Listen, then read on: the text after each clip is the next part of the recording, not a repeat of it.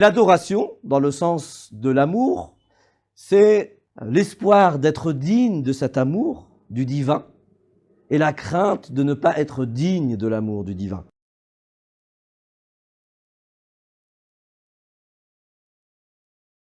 Bismillah ar-Rahman ar-Rahim.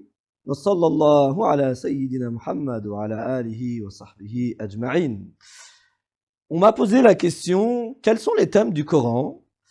Et il m'est apparu, à travers la lecture de l'entièreté du Coran, que trois thèmes majeurs se dégagent, trois grands thèmes majeurs se dégagent du Coran. Le premier thème, qui est le thème central, je dirais le cœur du Coran, en termes d'importance et en termes aussi de quantité de versets qui nous parlent de ce thème-là, c'est le divin, c'est-à-dire la connaissance d'Allah. Et c'est vrai, on peut se poser la question, mais qui est Allah?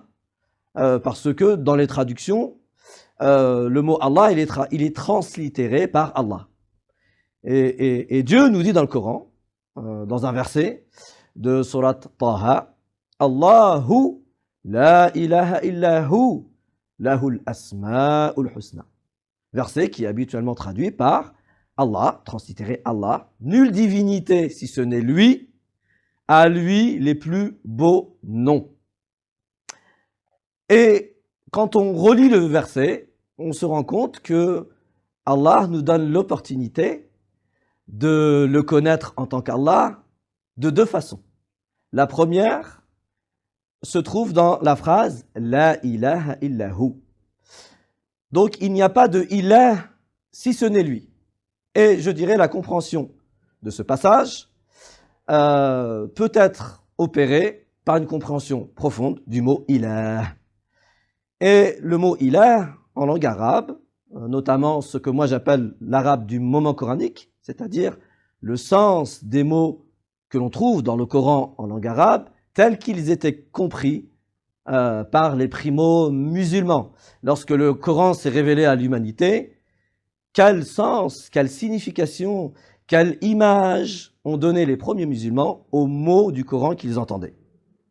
Et dans le mot ilah, on a un certain nombre de significations qui se complètent les unes les autres et qui nous permettront de comprendre qui est Allah.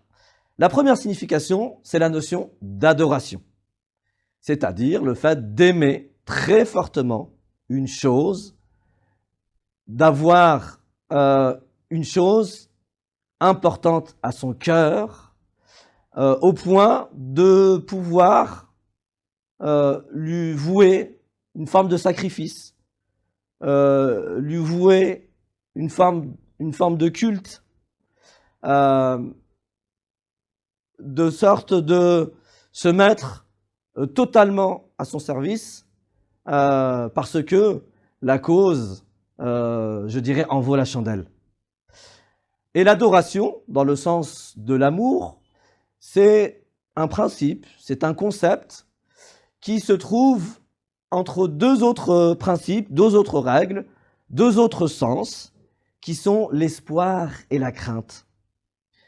L'espoir d'être digne de cet amour du divin et la crainte de ne pas être digne de l'amour du divin, de par ce qu'il peut m'arriver de faire, ce qu'il peut m'arriver de commettre comme actions qui probablement ne sont pas totalement conformes, je dirais, à la bienveillance, ne sont pas conformes à la volonté divine, ne sont pas conformes au bon sens, ils ne sont pas conformes à la bienséance, je dirais, que tous les humains comprennent et qui est quelque chose, je dirais, d'inné chez l'humain lorsqu'on est en présence ou non d'un acte de bienfaisance ou d'un acte de bienséance. Donc l'adoration, avec ces deux ailes, je dirais, qui sont la crainte et l'espoir d'être digne ou de ne plus être digne de cet amour divin. Ça, c'est un des sens. Le deuxième sens que l'on peut trouver dans la racine alaha, d'où vient le mot ilah, c'est le sens de stupéfaction et de sidération. C'est-à-dire que Allah, en tant qu'ilah, c'est celui devant lequel nous sommes sidérés de par la grandeur, de par la magnificence, de par la majesté, de par la beauté, de par tous les attributs qualificatifs qui participent de sa figure de perfection divine. Le troisième sens, c'est le sens de voilement. Effectivement, Allah se manifeste à nous de par sa figure de perfection, de par les signes créationnels qui sont celles que l'on peut constater, que l'on peut observer, que l'on peut appréhender grâce à nos sens, au-delà du fait qu'Allah nous sidère de par ses qualificatifs de majesté et de par sa figure de perfection, Allah aussi, dans sa réalité, dans son essence, nous est voilé. Et effectivement, c'est le troisième sens que l'on peut trouver dans la racine alaha, c'est l'idée de voilement. Donc Allah, en tant que ilah, en tant que seul ilah existant, c'est celui vis-à-vis duquel nous sommes voilés face à sa réalité, face à son essence, face, je dirais, à l'entièreté de son être. Et je retiendrai un quatrième sens que l'on peut trouver dans la racine aliha, au moment coranique, c'est le sens de nostalgie. Donc Allah, en tant que ilah, c'est celui qui nous manque, parce que cette vie, ou notre existence dans ce monde, dans cette vie, est une forme de séparation avec le divin. Et tout le cheminement de la vie, tout le chemin de vie que chacun d'entre nous est amené à produire, à faire tout au long de sa propre vie, est un chemin de retour au divin. Donc on est bien parti de quelque part et nous sommes sur le chemin de retour à Allah. Et dans ce chemin de retour, ce qui va motiver notre retour ou le fait qu'on retourne à lui d'une manière qui soit la plus désirable, la plus belle, la plus merveilleuse, c'est effectivement ce sentiment de nostalgie, ce sentiment qu'Allah nous manque dans ce monde et dans ce chemin de retour, étant séparé de lui, séparé de son essence, il nous manque. Et ce faisant, nous manquant, nous nous empressons dans ce chemin de retour à lui. Donc le sens de Allahu la ilaha illahu, au-delà de il n'y a d'une divinité que lui, pourrait se traduire par Allah est le seul à être en capacité de susciter adoration, sidération et émerveillement, voilement et mystère finalement. Dans l'idée de voilement, il y a bien évidemment l'idée de mystère. Et nostalgie, si ce n'est lui. Et la deuxième partie du verset, Lahul asma'ul husna, est une forme d'explicitation du pourquoi Allah est le seul à être un vrai ilah, si vous voulez. C'est-à-dire une vraie divinité capable de produire ce que l'on vient de dire. Parce que il est parfait.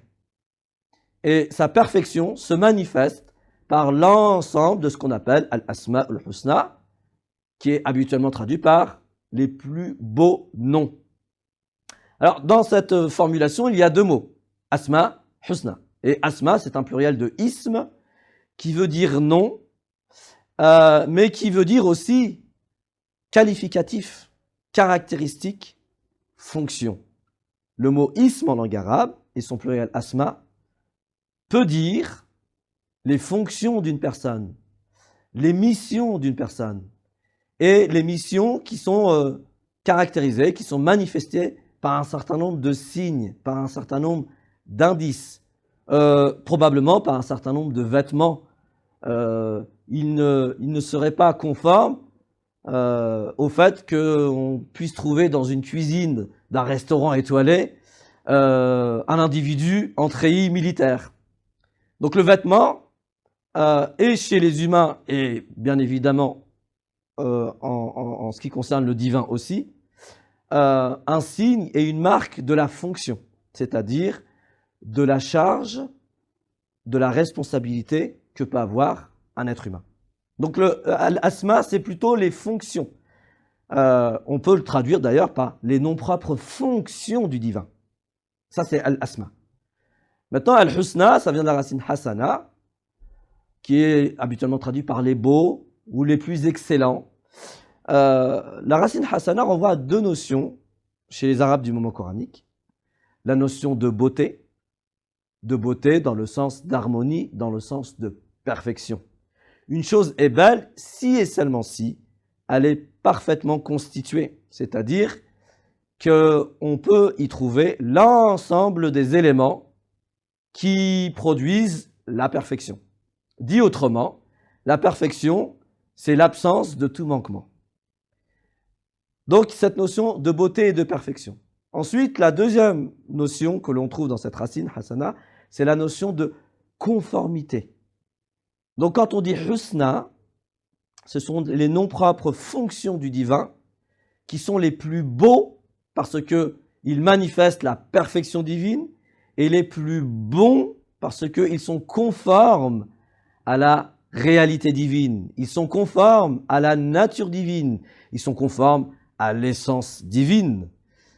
Donc, Lahul Asmaul Husna, à lui, les plus beaux noms propres fonctions conformes à sa réalité, afin qu'on puisse se représenter, afin qu'on puisse avoir une image d'Allah, du divin, du mystère qui est plus grand que nous, qui soit conforme à sa réalité. Et je dirais heureusement qu'Allah nous a révélé ses noms propres fonctions, parce qu'il se pourrait qu'en absence de ces noms propres fonctions, nous ayons une image où nous tentions de nous représenter Allah ou Dieu conformément à ce qu'on a compris des humains. Et ça, c'est probablement une erreur qui peut se produire chez nous les humains, c'est d'essayer de se représenter Allah à l'image des humains. Et en fait, le Coran nous propose d'inverser la direction, d'inverser la dynamique. L'humain est à l'image du divin et non l'inverse. Donc, le thème principal, pour revenir à la première question, quels sont les thèmes du Coran principaux? Le thème principal, qui est le cœur et le centre du Coran, c'est la connaissance du divin, notamment par ces deux aspects. Il n'y a nul être existant, hormis Allah, qui est une vraie divinité, c'est-à-dire qui est capable de faire en sorte que nous l'aimions de façon incommensurable, inconditionnelle. Il n'y a pas un autre qu'Allah vis-à-vis duquel nous sommes voilés. Il n'y a pas un autre qu'Allah qui nous sidère de par sa perfection, de par sa majesté, de par sa magnificence. Et à lui, les plus beaux noms propres fonctions qui sont conformes à la réalité divine.